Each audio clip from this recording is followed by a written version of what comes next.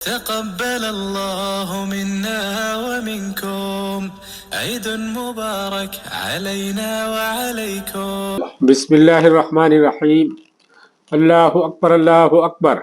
الله أكبر الله أكبر الله أكبر الله أكبر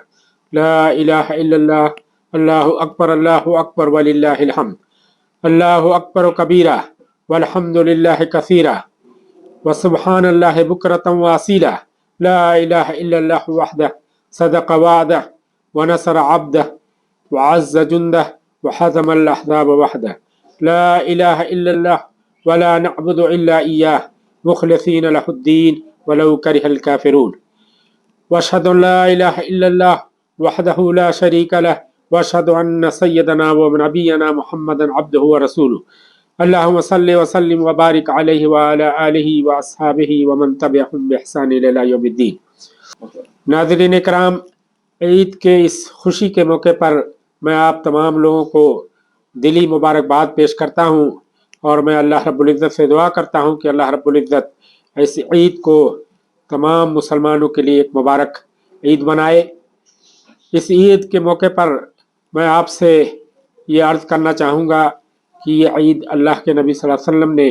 ہمیں، یا اسلام نے جو ہمیں دیا ہے، یہ دراصل ایک ہمارے لیے شعائر ہے جسے ہر مسلمان کو خوشی کے طور پر منانا چاہیے۔ اللہ کے نبی صلی اللہ علیہ وسلم کا ارشاد ہے، ھذا عیدنا اہل الاسلام، اے اسلام کے ماننے والو، یہ تمہاری عید کا دن ہے۔ اس پر ہم اللہ رب العزت کا شکر بجا لاتے ہیں۔ وَلَهُ الْحَمْدُ كُلُّهُ يَا وَاسِعَ الْمَغْفِرَةِ نَسْتَغْفِرُكَ الْيَوْمَ مِنْ كُلِّ ذَنْبٍ وَمَعْصِيَةٍ۔ ناظرین کرام، اس عید کے موقع پر میں سب سے پہلے آپ کو یہ پیغام دینا چاہتا ہوں کہ یہ عید کی خوشیاں ہمیں یہ پیغام دیتی ہیں کہ ہم اپنی خوشیوں میں اپنے معاشرے کے جو کمزور طبقے کے لوگ ہیں، جو اقتصادی لحاظ سے کمزور ہیں، ان کو ہم اپنی خوشیوں میں شامل رکھیں، اور ان کو ہم جو ہے زیادہ سے زیادہ جو ہے ان کا خیال کرتے ہوئے ہمیں انہیں اس بات کا موقع نہ دیں کہ یہ عید کی خوشی میں وہ شامل نہ ہو سکیں۔ ناظرین کرام، عید کے اس موقع پر میرا ایک اور پیغام ہے کہ رمضان میں الحمدللہ ہم نے خوب زیادہ عبادتیں کی، جتنا زیادہ ہو سکتا تھا اللہ رب العزت سے ہم نے تعلق قائم کیا، اور جو رمضان کے مقاصد قرآن نے ذکر کیے ہیں، 4 مقاصد قرآن ذکر کرتا ہے رمضان کے، لعلکم تتقون، شاید کہ تم تقوی کی روش پر آؤ،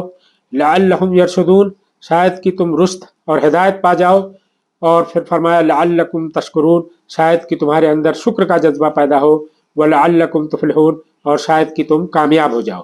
تو یہ چاروں جو رمضان کے مقاصد تھے وہ ہم نے حاصل کرنے کی کوشش کی۔ اب رمضان گزر جانے کے بعد عید ہمیں یہ پیغام دیتی ہے، یا میرا یہ پیغام ہے اس موقع پر، کہ ہم ان چاروں کامیابی کی یا رمضان کے جو مقصد تھے ان کو ہم اپنی 11 مہینے کی زندگیوں میں جو ہے جاری و ساری رکھنے کی کوشش کریں۔ ہم اپنے پورے 11 مہینے کی جو زندگی ہے اس میں ہمیشہ جو ہے تقوی کے حصول کے راستے پر گامزن ہوں، ہمیشہ جو ہے ہم رشد و ہدایت کے طالب ہوں، ہمیشہ اللہ نے جو نعمتیں دی ہیں اس پر ہم جو ہے اللہ رب العزت کا شکر بجا لانے والے ہوں،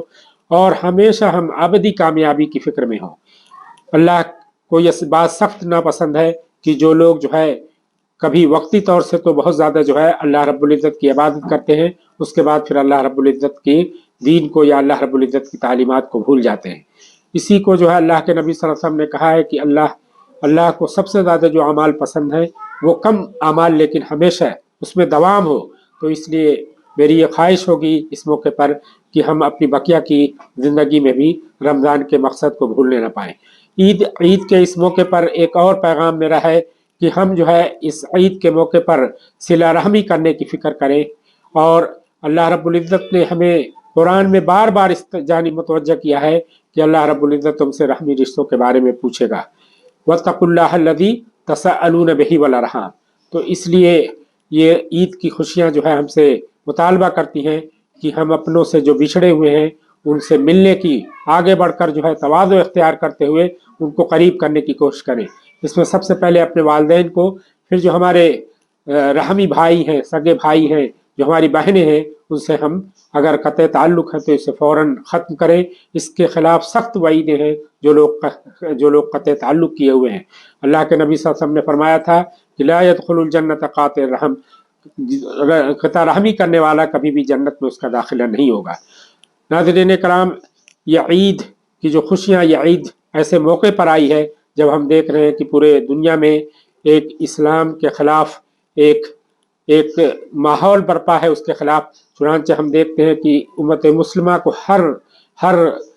سطح پر جو ہے مختلف چیلنجز کا سامنا ہے، خواہ وہ ہمارا ملک ہو یا خواہ پورے عالم اسلام ہو، ہر جگہ مسلمانان عالم مختلف چیلنجز کا شکار ہیں۔ اس موقع پر میرا یہ پیغام ہے، اور یہ عید کا بھی پیغام ہے، کہ ہم اس موقع پر کبھی بھی جو ہے صبر کا دامن نہ چھوڑیں، اور صبر اس بات کا متقاضی ہے کہ ہم کبھی ہمت نہ ہاریں، ہم کبھی جو ہے جلد بازی کے شکار نہ ہو، ہم کبھی مایوسی کے شکار نہ ہو، کیونکہ یہ ساری چیزیں اس صبر کے خلاف ہیں جس صبر پر اللہ رب العزت کی انعام کا وعدہ ہے۔ اللہ رب العزت سے میری دعا ہے کہ اللہ رب العزت یہ عید کی خوشیاں ہم سب کو مبارک فرمائے۔ اس موقع پر میں آپ تمام لوگوں کو IMA کی طرف سے نہایت ہی مبارکبادی پیش کرتا ہوں، اور اس بات کی تمنا کرتا ہوں کہ کویت کے جو قوانین ہیں اس کا پاس و لحاظ کرتے ہوئے ہم جو ہے عید کی خوشیاں منائیں، ہم کبھی بھی یہاں کے قوانین کو توڑنے والے نہ بنیں، اور ساتھ ساتھ جو یہاں کے